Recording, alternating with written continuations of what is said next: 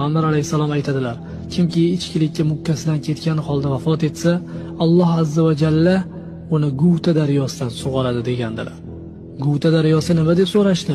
Shunda u zot sallallohu alayhi va sallam u fohishalarning farjlaridan, ya'ni uyat joylardan oqadigan daryo bo'lib, ularning farjlarining badbo'yi do'zax ahliga ozor beradi dedilar. Ibn Hibbon hamda Hokim rivoyat. Ya'ni do'zaxda fohishalarning farjlaridan qon yiring oqadi. So'ng mast qiluvchi ichimlikni ichishga odatlanib qolgan kimsalar shu jirkanch ichimlik bilan siylanadilar. Rivoyat qilishlaricha jahannamdagi bir vodiyda ilonlar bo'ladi. Har bir ilonning yo'g'onligi tuyaning bo'ynidek bo'lib, ular namozni tark qiluvchilarni chaqadilar.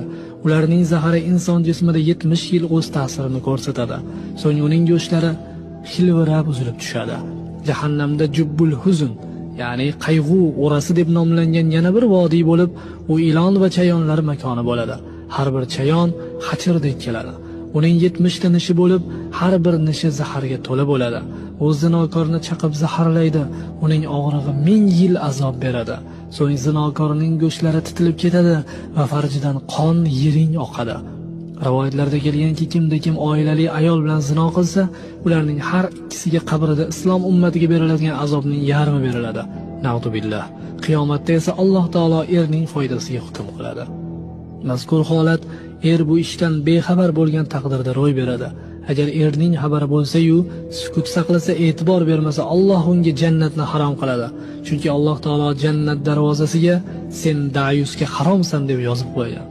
Ahli oilasining fahsh buzuqlik qilishini bila turib, sukut saqlaydigan va rashk or qilmaydigan kimsa dayus hisoblanadi. Rivoyat qilishlaricha, kimki o'ziga halol bo'lmagan ayolni shahvat bilan ushlasa, qiyomat kunida qo'li bo'yniga bog'langan holda keladi. Agar o'psa, lablari olovda qirqiladi. Borida zino qilsa, qiyomat kunida sonlari tilga kiradi-da, uning zarariga guvohlik beradi. Men haromga mindim deydi. Shunda Alloh taolo unga g'azab ko'zi bilan qaraydi. Bu qarashdan badanidagi go'shtlar erib tushadi. U sarkashlik qilib, men bu ishni qilmaganman deydi. Unga qarshi tili guvohlik berib, men halol bo'lmagan so'zlarni so'zlaganman deydi.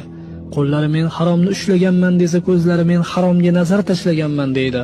Oyoqlari men halol bo'lmagan ishga yurib borganman deydi va farji men qilganman deydi.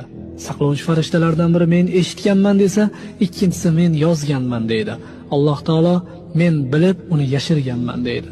So'ngra farishtalarga uni ushlanglar va azobimdan tottiringlar.